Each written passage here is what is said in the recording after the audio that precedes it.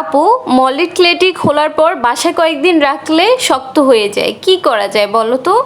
মলিড ক্লের সাথে কি এমন উপকরণ ব্যবহার করা হয় যে এটি শুকানোর পর এত পরিমাণ শক্ত হয়ে যায়?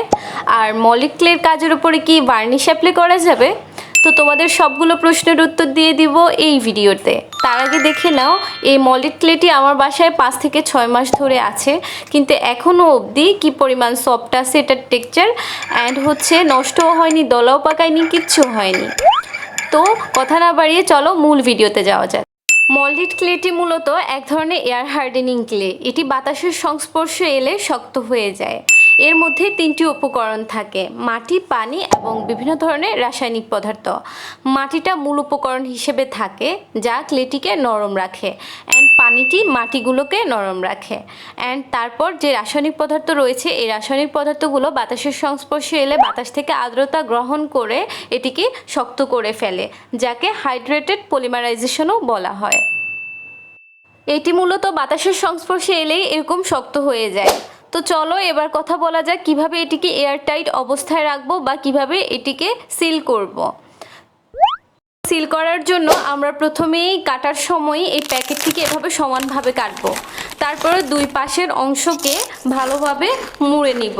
মুড়ে নেওয়ার পরে উপরের যে সাইডের যে দুটো অংশ থেকে যাবে, এগুলো ত্রিকোণাকার একটা শেপ দিয়ে নিব, ত্রিভুজ আকৃতির। এটা আসলে বলে বোঝানোর কিছু নাই, তুমি ভালোভাবে দেখলে বুঝতে পারবে যে আমি প্যাকেটটি কিভাবে এয়ারটাইট করে সিল করেছি।